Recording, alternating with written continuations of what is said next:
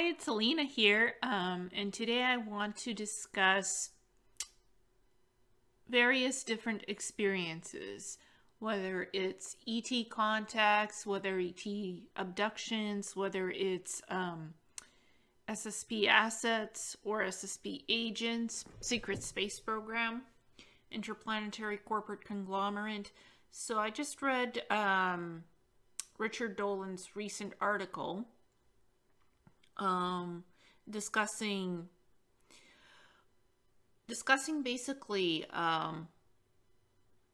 the aspects of the experiencers versus the researchers, and that if testimony cannot be corroborated or verified, then it's not falsifiable information that could be proven from the experiencer's testimony. But I think it's still quite important to have both aspects done, to hear out the testimony of the experiencers, whether it's pertaining to the secret space program, the ET contacts, ET abductions. There's always bits and pieces of information that are important to get an idea of what is going on in these secret space programs, because often the experiencers describe being on Mars, being on certain types of ships. They can describe what kinds of uniforms they wore, etc., what kinds of jobs they did. To me, that's very important and part of the research legwork of the experiencer side of it, because when you're listening to people's stories, when you're interviewing experiencers, they often have bits and pieces of information that is very clear and detailed. And I've done a few interviews with experiencers claiming to have had being assets in the secret space program in the various factions. And they've been able to answer my questions in as much detail as they can to answer the questions in the interviews or just discussions. And I take that as face value because I come from an academic background, academic training and research, and working in an academic institution and institutions. So for me, this is important because I do have the academic background of how to do research. I have a diploma in it. So, and I certainly understand from the researcher's point of view that if it can't be quantifiable and it can't be proven, then it can't be used as part of the research methodology, because there's no factual background information that can clearly be gleaned of where these people worked, say on Mars when they were in the secret space program. Who were their bosses? What exactly did they do? There's no work paper trail to back up these claims. And I understand that, so researchers just focus on stuff that is provable. There's history. Okay, well, there's evidence, for example, that Area 51 exists because it was officially stated by a president or whatnot. Okay, that's now verifiable information. Folks have gone to Area 51, have tried to get into it, couldn't because it's a military installation. But there's evidence of that installation. It's on the surface of the planet. Weird stuff is going on there. It's there. As opposed to the experiencer's points of view, it's a story that we're telling. It has, to the researcher, it has no factual, falsifiable or verifiable data to back it up. Although we are creating the data as the experiencers, our story is the data. And I choose to carefully listen to folks who contact me about their SSP memories, about their ET contacts. And, you know, if a story does resonate with me, I'll contact the person and ask them some questions. When I was working back through my own SSP memories, I won't post something that I'm describing or even doing a presentation about, because what I do is I also do PowerPoint presentations, which I turn into videos with written memory recall of events and images. Now, I don't make this information personal. I don't use the I verbiage.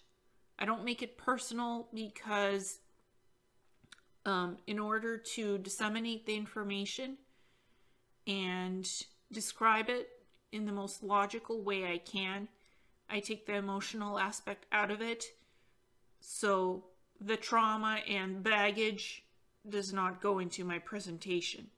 I just choose not to do it that way and look at it in an emotional viewpoint. It doesn't serve my greater good to basically go back into the trauma and rework everything and go through all of that. Sometimes I just want the pure information. Okay, I was on Mars basis, ICC basis. What were they called? Simply ICC Mars base 1, 2, 3, 4, 5, 6, and upwards. That's what the names of the bases are. It's nothing fancy. And I was able to remember that and put it on an actual location on Google Mars. So what I look for when folks contact me about their SSP experiences, for example, okay, what do you remember? What base did you serve on? What planet? What ship? What space station? What kind of clothing, uniforms did you wear? What kind of bathroom facilities were there? What kind of sleeping arrangements were there? How many working group units were you in? What kind of job duties did you do? That's the type of information I ask. I also ask folks, well, what type of job are you currently doing in your everyday life? What kinds of hobbies do you have? Do you remember the name of the base or the ship that you served on? Sometimes they will, sometimes they won't. There's also alter ego and alters that are involved. So because they do splitting of personality. So some people have alters, more than one, and that's to break you down and put you back together. That's the trauma aspect of it. So I ask all kinds of questions, and often there are bleed through memories and habits from SSP training that are not easy to explain, that you act out in your current life on Earth. For example, firearms training, weapons training. I suddenly had the urge to go and work with firearms with no rhyme or reason at all. I just suddenly started having memory recall that I am proficient with firearms. So I'm like, okay, this is weird. And this was like in 2011. So I actually asked my father to go for firearms training with me. We actually went to a 2-week training course to work with restricted and non-restricted weaponry, which means handguns and semi-automatic rifles and assault rifles, paramilitary rifles. Basically, I had to watch videos as part of the course, listen to lectures, and then do a written test for the restricted license and for the non-restricted. The firearms, the handguns are restricted, and the rifles are not the restricted ones. So I had to pass 2 tests, and if I passed those tests, I passed with 89 and 97%. 89 for the non-restricted firearms and 97 for the restricted. So that was interesting. And then I also had to show the instructor that I could take apart a firearm and put it back together, load the clip, and explain which type of firearm is used in what terrain and the safety of it. So I wouldn't shoot somebody by accident, and also have a membership with a firing range, which I do. So that was actually a bleed-through memory of my SSP training with firearms. Although in the SSP on the Mars ICC basis, it was basically plasma rail guns and rail rifles that we were using, and also phaser laser weapons that have precise targeting systems that are laser based. So there's no actual bullet projectile. You don't hear it, and you often don't even see the laser itself. It just hits you. It's an energy weapon. It hits you, and you're either stunned, incapacitated, or you're killed.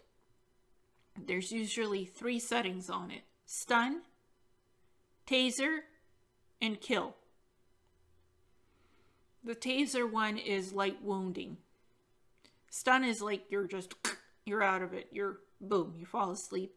The taser is like, you've been shot with an energy weapon, sort of like electrocuted, but not killed. You're injured, but not killed. And the kill setting, which is you're dead. Or more mortally wounded and you're about to die. But you can always be resuscitated in the regeneration tank in the green goo. Because they dump you in the regen tank, or they dump you into the holographic medical pod and regenerate you that way. Or they can just clone you. Whatever, there's various methods of that stuff. So, firearms training. I was given firearms training as being part of Battle Ready in the SSP. Allegedly, I was also trained as an assassin, which I found out through channeling with Carl Mollison, where there were reptilian ETs involved in that. Reptilian human hybrid ETs working with the ICC factions on Mars. So there's a lot to this stuff. There's that aspect. And there was also the sword stuff and the battle axes, which I started collecting, and I knew how to use them without the training. Throwing knives. Then there was the motorcycle racing. Suddenly had an urge to get a motorcycle. Go figure. Because I had this sudden urge for, or need for speed. And that was interesting too. I also took my dad for the motorcycle stuff and urged him to get a motorcycle, which he did, because my dad was once in the army, so in the Russian army. So he actually knew how to use firearms, but he still needed the license and the practice to be able to do that. And he was quite shocked that his daughter would say, "Hey, let's go do this together." He was also shocked about the motorcycle because he actually wanted a motorcycle secretly, but was too afraid to tell me or my mother or about the firearm stuff as well. So that shocked him. So these are bleed through experiences that I was basically reenacting as part of my normal everyday life. What happened to me up there on Mars, I just basically reenacted here on the planet on Earth without fully realizing what the heck I was doing. And then the wig collection, looking like somebody else in wigs and makeup.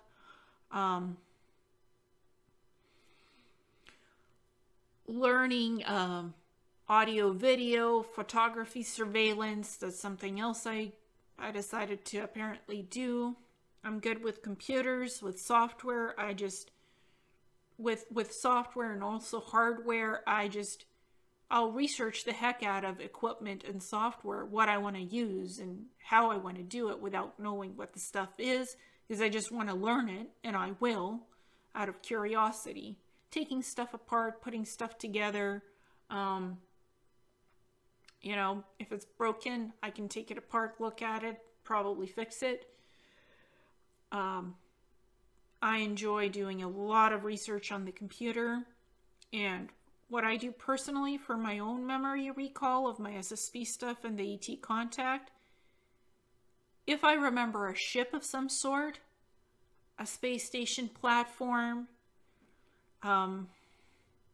type of transportation, Stargate transportation technology, I will research it and I will try to find the exact imagery of how the stuff looked like. Now, I'm not an artist, but I do have graphics training.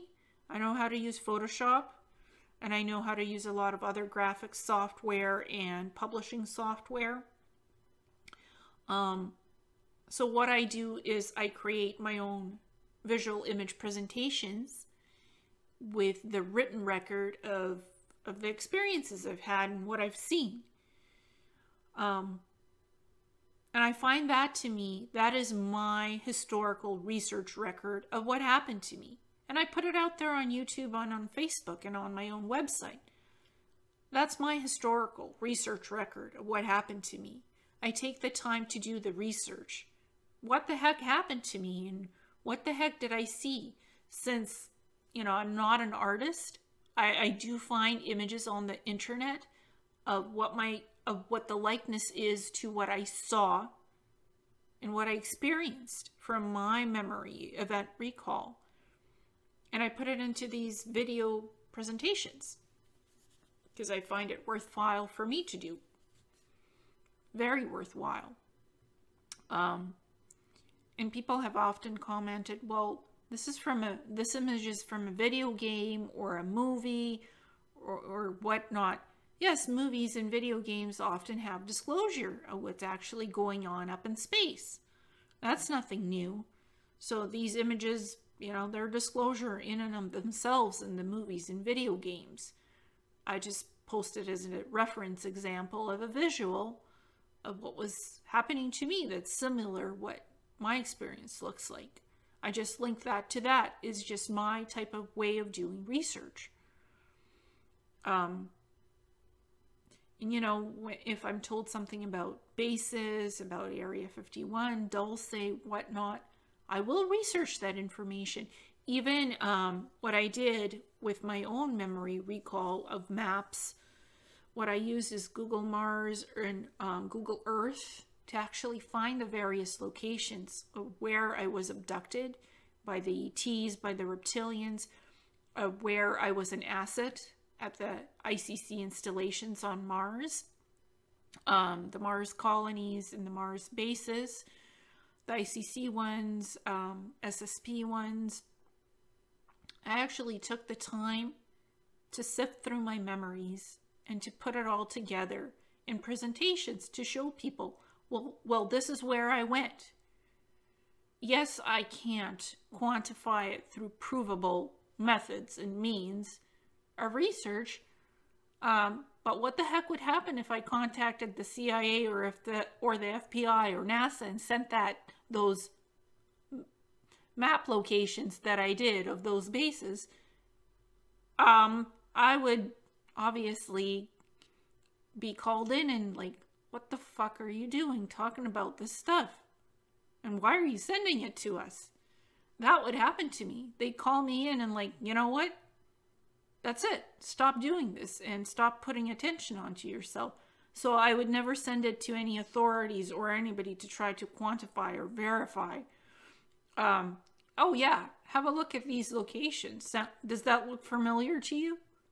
I would never go to the authorities like NASA or CIA or the FBI or the NSA. I'm like, hey, does this look familiar to you? These Mars ICC base locations? They're like, what the heck are you doing? Pardon my French for the F word that I used before, but they you know, if I approached them, I'd be in trouble. I still publicly put out that location information of those bases where I was, because I think people have the right to know what's out there, even though probably many don't believe me. But I don't care. It's not about if you believe me or don't. I don't care. It's my story. It's my experience. And it is disclosure evidence, historical evidence that one day will be exposed, because secrets do come out and this stuff will come out. I don't think I'm mentally unstable. There's nothing mentally wrong with me. I'm not sick. I'm none of those things. I just have some experiences and some interesting stuff that happened to me. That's all. And often also SSP experiencers have weird health issues that have happened to them. And it's best to actually document your health issues. If you do MRI scans, if you have any kind of weird stuff or diseases or whatever, document all the physical evidence of your issues, because that's evidence in itself that something weird is going on. If you have some chronic type of ailment or a disease that can't be easily explained by doctors, the chances are you didn't get it on Earth. You got it off-world when you were part of some SSP program, or you were an abductee or contactee of ETs. You probably got it off-world, and you didn't do it to yourself. Because emotional and energetic trauma, yes, it comes from your karmic experience of your life journey, but sometimes it's not all on you. There's others' involvement in your soul soup of an experience. And there's many experiences. So it's not just one thing. It could be a full circle of experiences. Often when you're ET contactee or abductee, you were also part of the secret space programs as part and parcel of it. It just comes together. So all these stories, experiencer stories, they're part of the historical record that's not yet acknowledged by the researchers, but it's part of the record and people talk about it, just as the research is part of the historical record about ufology. It's all historical evidence. It's all historical research. It's just approached in two different ways, from the experiencer side of it and from the researcher side of it. But their experiencers are becoming their own researchers and are coming forward with their information. And some of the stories just match up. They're different, yes, but they have same kind of information. Yes, I was on Mars. Yes, I was under this group, that group. For me, I want the details of your experience story. If you don't have a story, you can't remember too much of it. I'll tell you, just wait and see. When you have more memories, then we can do an interview and talk about it, and when you feel comfortable and ready for such a thing. I'll never force anybody into an interview that they're not ready for. And if you tell me anything in private about your experiences, it stays in private with me, because confidentiality, that's very important. And privacy is very important in the research communities. So I'll never force you to tell something that's not part of your story. I'll never ask you to lie or embellish anything with any interviews somebody does with me or has a discussion. I'll never do that because it's your life story. It's not my story, it's yours. And if you come on my show and share it, I'll listen and I won't judge you for it because I'm not that type of person. I just don't do that. But I think the research aspect of it and the experiencer aspect of it goes hand in hand. There's a lot of things researchers can learn from the experiencers, and the experiencers can learn from the researchers about how to go and get the research to back up your experiences.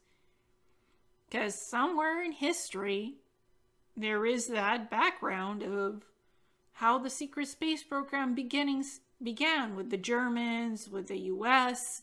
It's all there in the background, and some people are actually trying to put the pieces together of the experiencer part of it and the research part of it. It just is looking a little wonky right now, but they're trying to do it. Whether it's in a, let's stop the infighting, let's stop the, basically the smear campaigns, because those aren't cool. Experiencers and researchers should come together and work together on this and not call each other names and not play the blame game, not call each other disinformation agents just because somebody is claiming something that the others don't agree with. Don't go calling them cabal agents or disinformation agents or Illuminati agents. Don't escalate the fighting. Now, I've actually talked about an experience I had with another experiencer and somebody who claims to be an SSP whistleblower. I spoke out about what happened at that particular experience. And I did say the person's name and what I thought of them. Didn't call them any names, any harsh names, but I did say what I thought about that person and what I think is happening with them and what they're involved in. That was just my opinion and my thoughts. If it pertains to the experience that actually happened, and if I think I need to discuss it, I will. It's my right to, just as the other people have the right to rebuttal or whatnot. But it should be done in respectful ways. I could have gone about it in a more decent way, but the other party was not very decent to me either in how they responded to my stuff when I was dealing with them. So, it's it goes hand in hand. It's all karmic connection to each other. We have karmic connections to each other on this planet, energetically, even physically, emotionally, and how we respond to each other does matter. So I'm not going to focus on what happened in the past or, what could happen. I'm going to continue to share my experiences, my research data whenever I have something to share. And I only post stuff when I have something to share. I don't go making up stuff that I haven't remembered yet. I don't put on a show every week and do an interview every week or every day. That's not how it works for me. If I have something to share, I'll do a presentation about it, or I'll reach out to someone with an interview, requesting an interview, or somebody reaches out to me. I'll do one with them because I think their story is worthwhile and should be shared. My YouTube channel, Awakening Cosmic Reality Show, my website, Messages from a Star Traveler, even my 2 Facebook pages.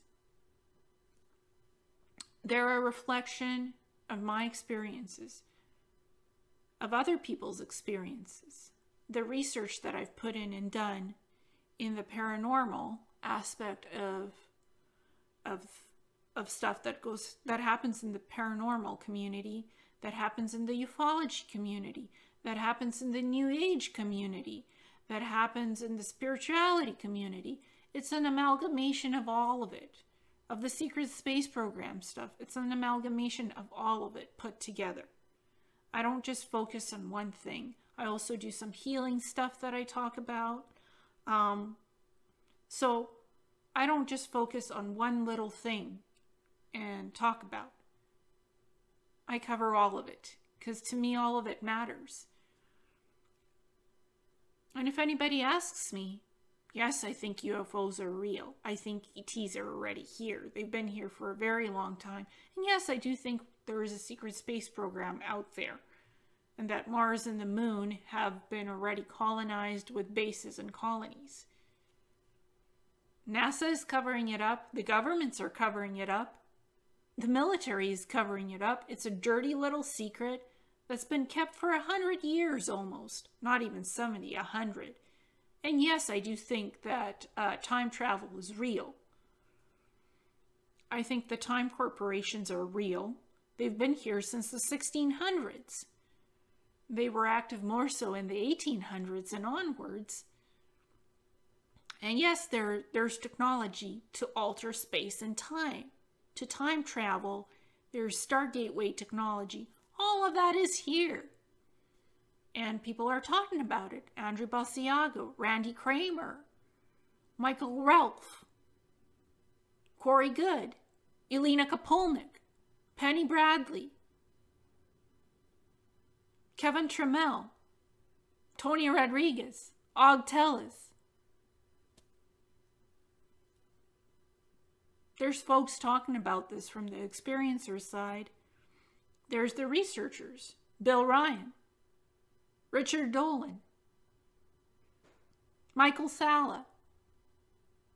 There's so many other names out there. Michael Tellinger. He's doing the historical research about it. Daniel Williams. He's written articles about Earth's history, previous history, about the secret space programs, ETs. There's so many people out there who are talking about the same thing. They just approach it in different ways. It's all the same thing. It's just the researchers are not really acknowledging the experiencer side of it, while the experiencers want to work with the researchers and put two and two together. So if there's no proof of evidence, if it's just, if there's no factualization, and it's not really evidence. That's not really a true methodology these days either. There's truth in fiction, and there's also fact in the truth and fiction.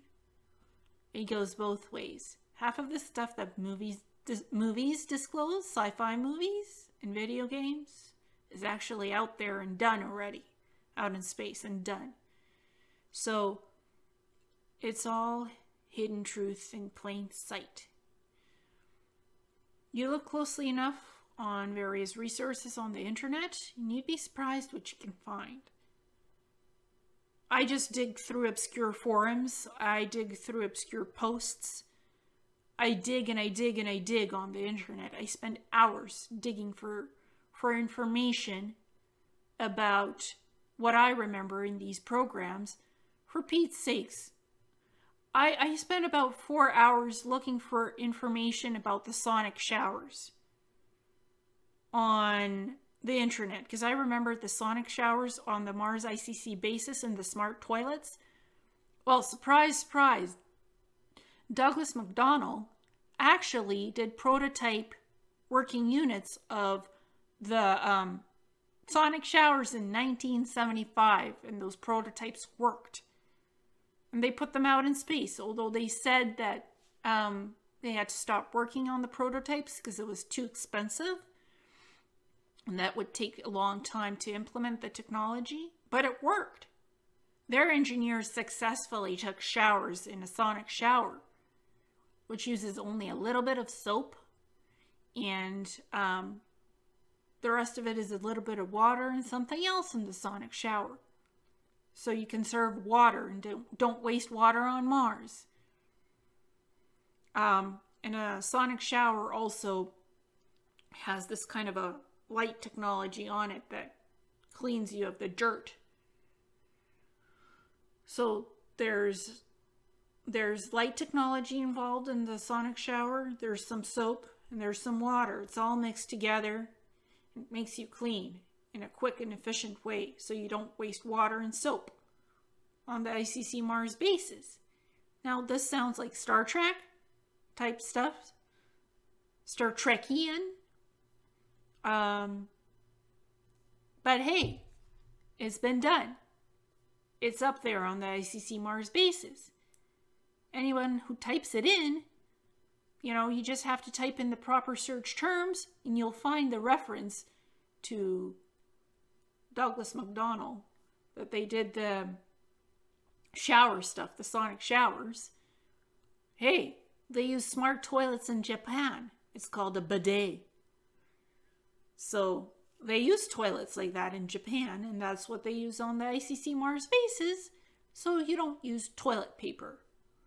There's an actual spritzer. After you do your toilet business, it cleans you up, it dries you out, and away you go. There's no toilet paper involved. Cleans your front and your back, and it dries you off, and off you go. Yeah, it sounds laughable and ridiculous, but there are such smart toilets. And it also has a warming seat and plays music, for Pete's sake. So that stuff, those toilets are real. And I remember those toilets on the Mars bases. I've never been to Japan. I've never used a bidet or a smart toilet on Earth. But I remember it from Mars. And I didn't remember how those toilets worked. I had to do some research to find those smart toilets on the internet. And I did. I did my work. I did my due diligence to describe what those toilets and sonic showers are like. Because if I can't describe it, if I can't describe what I sat on and did my business on, then I didn't do my due diligence. Yeah, I had memories of sitting on the apparatus and doing my business, but how does the actual apparatus work and who made it? That I didn't really know, so I went and researched it. And can't say I was shocked to find Douglas MacDonald on the sonic shower stuff. No, I wasn't. That's something that they'd be involved with, like Lockheed Martin and Boeing involved with that advanced spaceship designs and the newest, latest spaceship technology that the lower MICs use. Those guys design those things. They help to design it. Lockheed Martin, Douglas, Boeing, they're in it up to their necks. And if you ask me which companies do what, I can tell you because I have a master list from my own memory recall of what the ICC shareholder companies and contractors do. And no, I didn't learn this information from other whistleblowers or insiders. I actually had it in my head. So, and I posted it on YouTube, the list of the companies I remember. It's a huge list. And I actually went over what those companies do. I narrated the thing. Now, I'm not tooting my own whistle. Oh yeah, she remembers. Oh goody. I do remember, and I took the time. It took me 4 hours to put the information together, just to put the backgrounds of what these companies do and how it's structured. It took me 4 hours just to do that, and then another 7 days to make the information coherent in an alphabetical order, then another 4 hours to voice it over to make it into a workable video. That takes time and research and patience, and it takes energetic time for me to do it. Nobody pays me to do this. It's of my own free will and choice. Because I wanted to work it out and figure it out for myself, for what happened to me. And I think it's disclosure information that needed to come out, and it's out. It's in the public record. Nobody will acknowledge it. Nobody will pat me on the head and say, hey, great, you did it. You figured it out. You know, you have your puzzle pieces. There's always more puzzle pieces to my story and other people's story. There always is. It's part of life.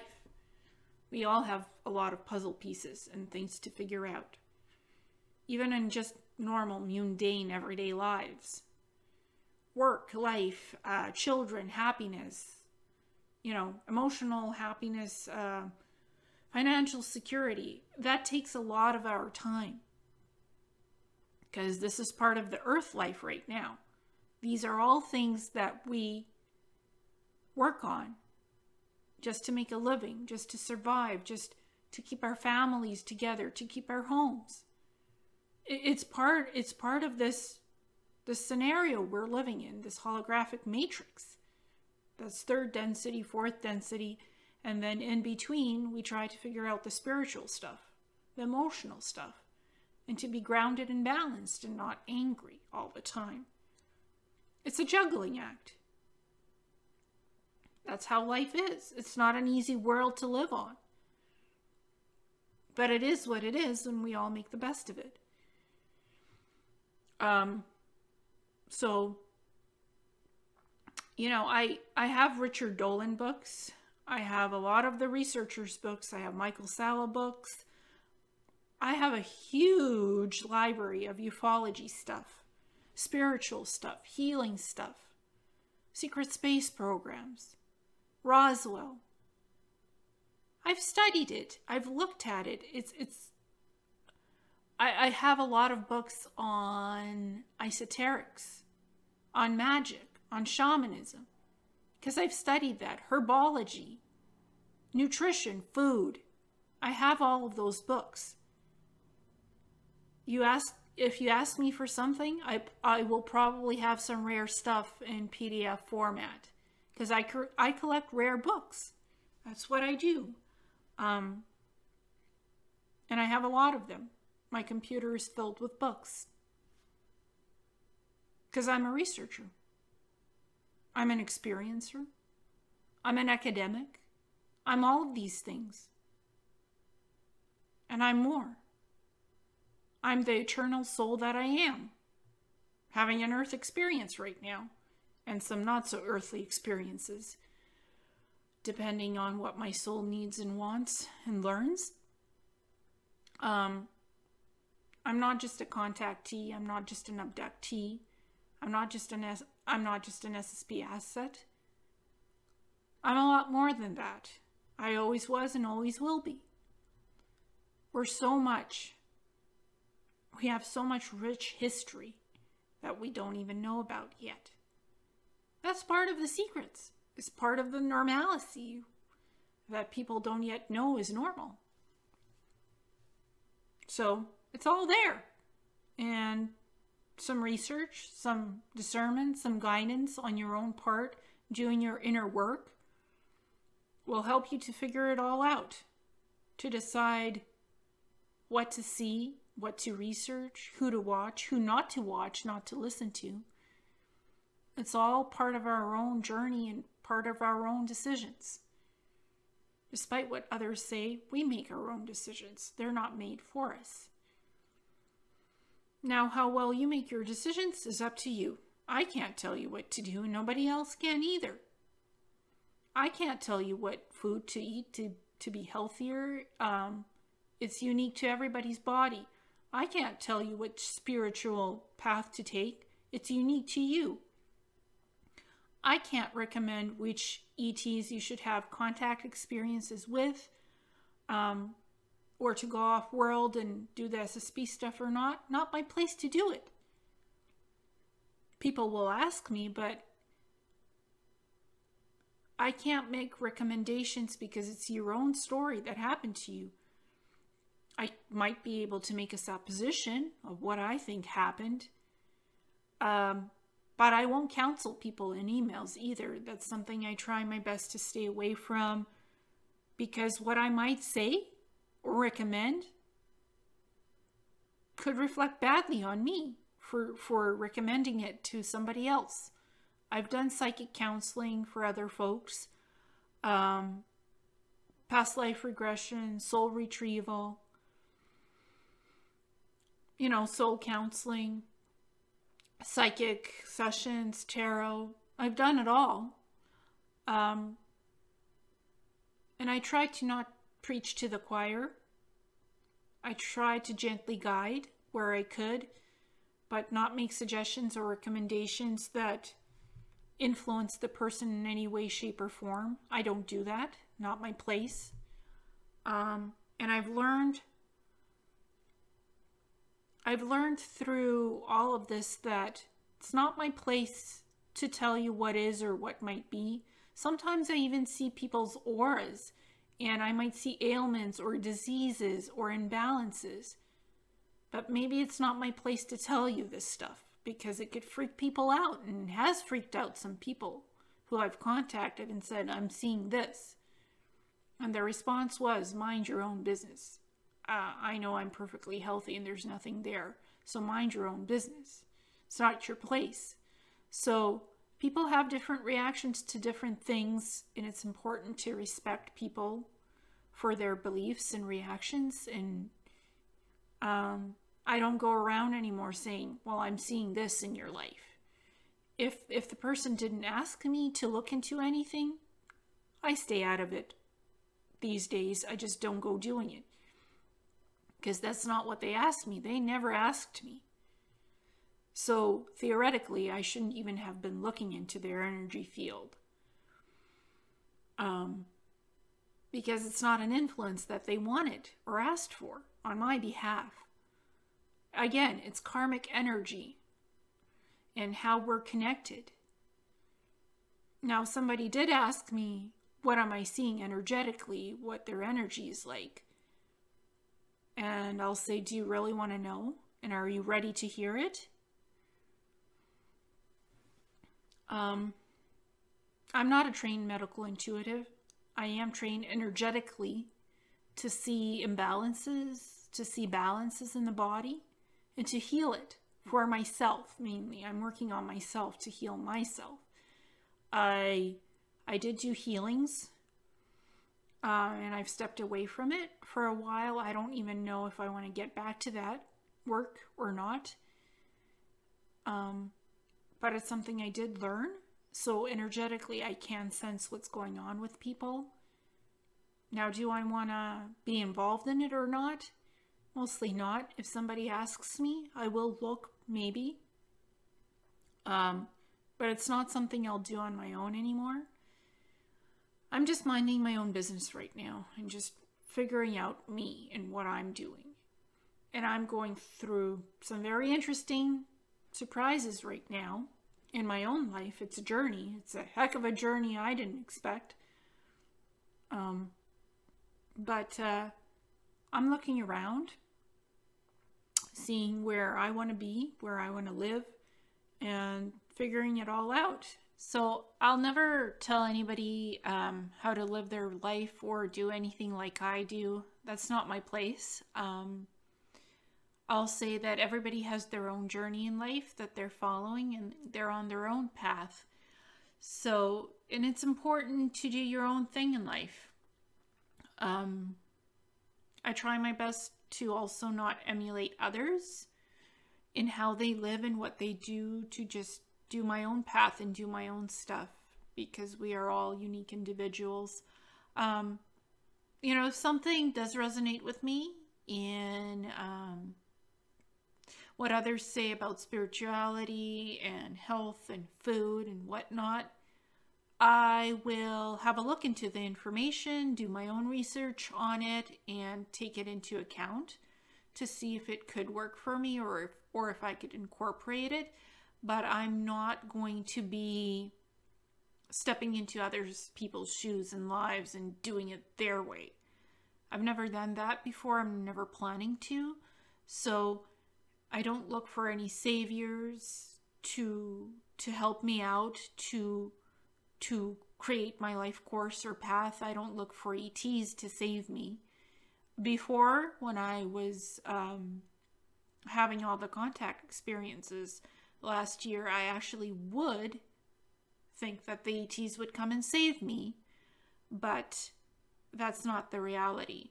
My reality is that I am my own savior, my own soul, creator being, living my life and doing it my way.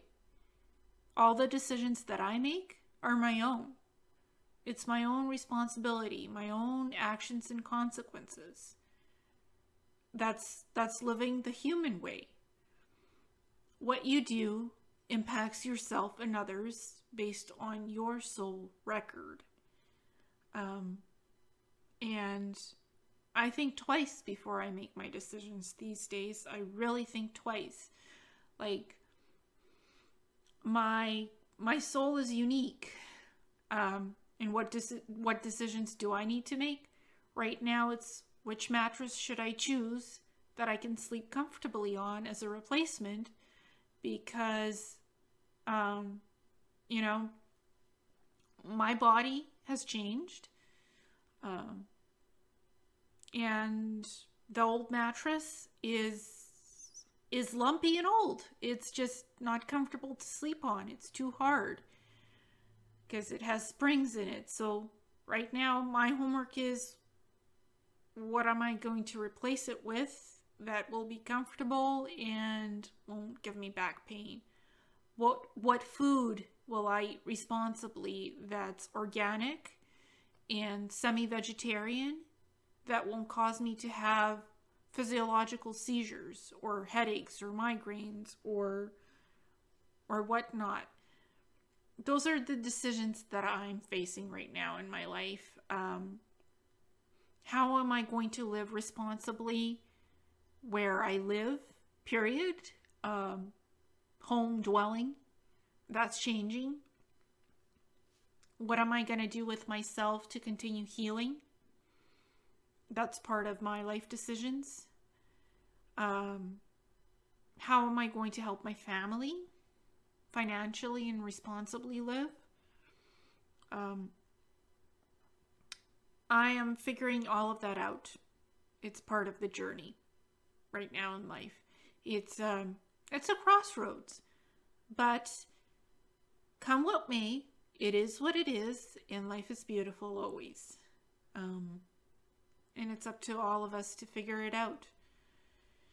To not create the saviors or the gurus or put up people on pedestals and look up to them so much. That creates unnecessary expectations, I find. And I don't have expectations of others. I just don't. It's not healthy, and everyone is doing the best that they can in life. And they're all unique, and they have the right to live their lives. I don't expect much from others into what I expect from myself. Doing my own inner work, doing my own inner guidance and discovery of what my new journey in life will be. It's literally changing everything in life. Literally. I'm not going to be following the same patterns of continuing to live in the same place, eat the same food, do the same stuff, work, spirituality, whatnot. I'm literally letting everything go and appending everything upside down, because I feel that there's something out there and I can't continue living the same old way that I used to. Like, I've changed a lot in my life. And I'm going to continue changing, because sometimes it's worth just letting everything go and trying out something new, because life always brings something beautiful when you least expect it. You think it might not be the most fantabulous thing that you're doing. We question our decisions. Is this the right choice? Am I making the right decision? Am I moving to the right place?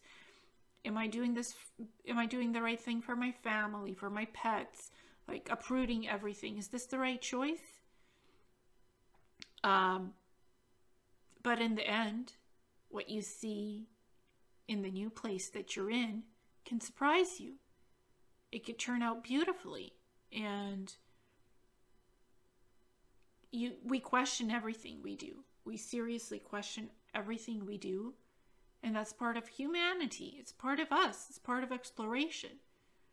Sometimes not knowing what's at the end or the middle of the journey can be the most beautiful thing you've ever experienced. And it brings rewards that don't just impact you, but help others along the way. You never know. You just never know. And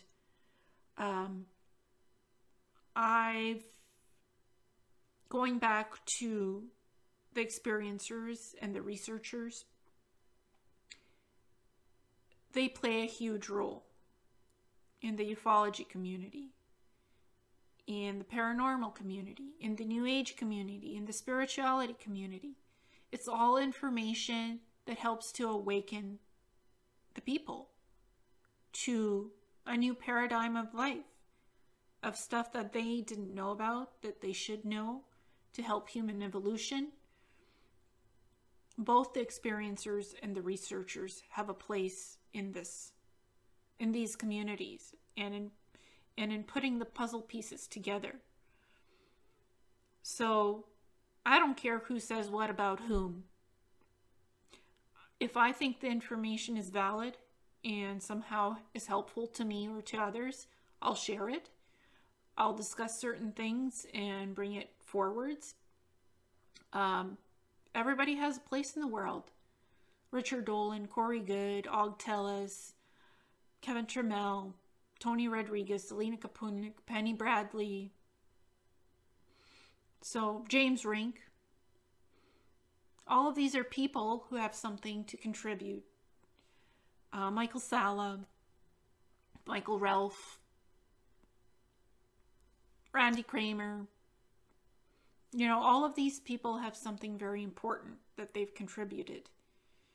And there's a lot more other people that are out there. Andy Basiago.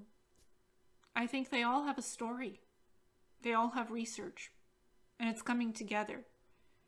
Even though, you know, sides might be questioning each other.